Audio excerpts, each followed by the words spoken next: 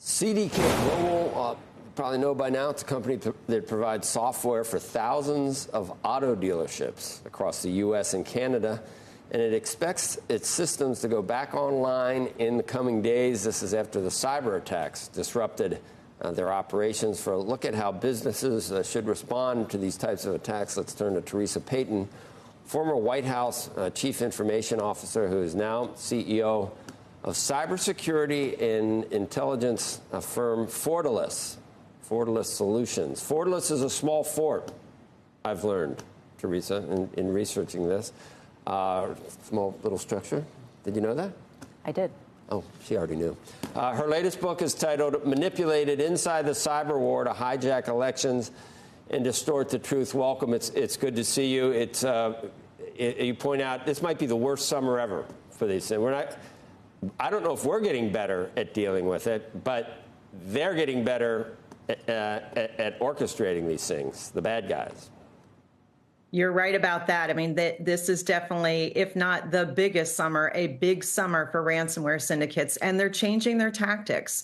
They're going after, they've gone after third-party vendors before, but they're changing their tactics of how they treat the victims, and that's what's a little bit different. And I think this is hopefully a wake-up call. Hopefully they'll have their systems back up and running here shortly. But all businesses need to be asking themselves, if they have one single point of failure, a vendor who manages a huge part of their operations, and if that vendor is out of commission for more than a day, what does that mean to your own operations? And so hopefully everybody's looking at this and saying, what do our incident response playbooks look like? And if we had a critical vendor out of commission for more than a day, what would that look like for us? That doesn't solve how we prepare or try to prevent something like this from happening. Are there steps companies need to take to, I guess obviously there are, because this keeps happening, but what are the key things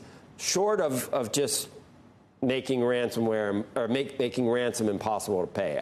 Can you do that? Or does that mean that operations will be shut down for weeks or months?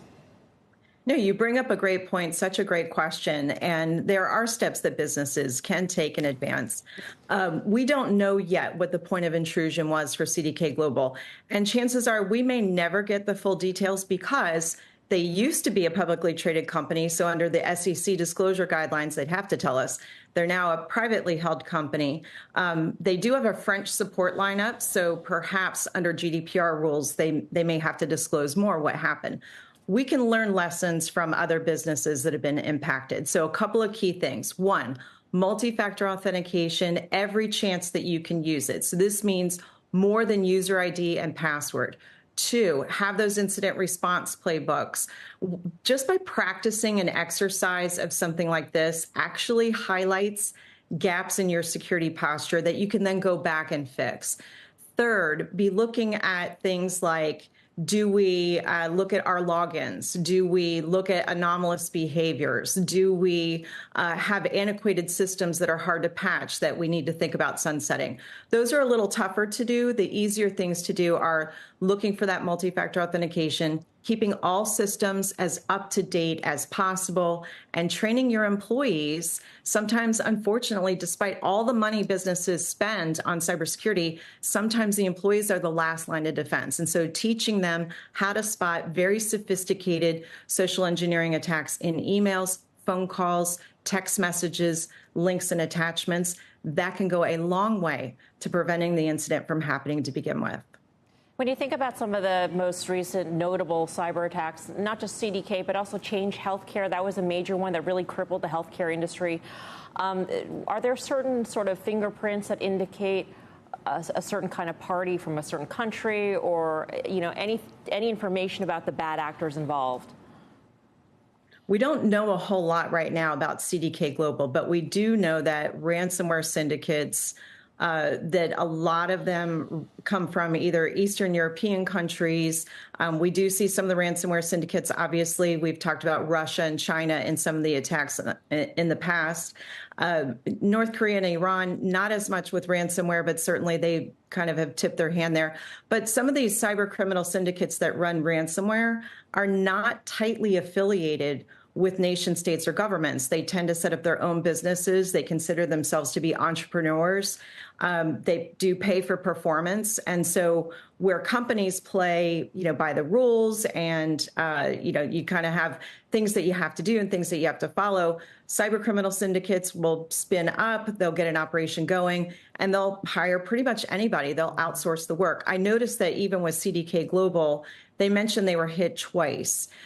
So that sometimes is that the ransomware syndicate either didn't feel like they were getting enough attention, so they hit a second time, or because a lot of this is outsourced, right hand, left hand may not have known, oh, we've already attacked them once, we're not supposed to be doing this a second time. So we have more questions than answers right now on CDK Global, but I think what people need to take away from this, it's never been cheaper, easier, and faster to spin up your own ransomware syndicate. So these are not all going to be sophisticated nation states.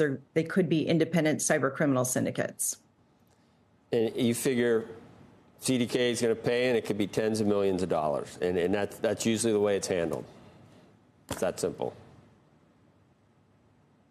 Well, I would like to help companies think through strategies so they're not in that terrible decision process of feeling back. It does happen, and it's unfortunate.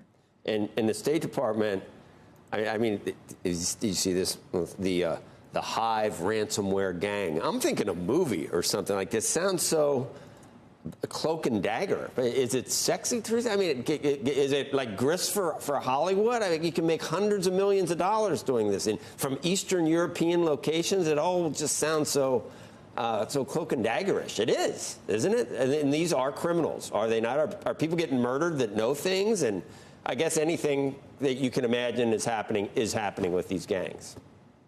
You're spot on there. I mean, it does sound like the thing of Hollywood movies. Unfortunately, it's not fiction anymore. It's fact. And that's the challenge is when we do pay the ransomware syndicates, you don't know what you're funding. You could be funding money laundering. You could be funding weapons. Terrorist activities, weapons, human trafficking. So we would love to put businesses, what I tell businesses, if you've not reached out to your FBI office, they can help you. It doesn't cost you money. They can help you think through your ransomware strategies. When you're a victim, they can tell you how these ransomware syndicates actually treat the victims, whether or not they, quote, keep their word. Remember, we're dealing with criminals here. And, at the end of the day, I would love to see where businesses can be set up where they don't have to pay. Okay.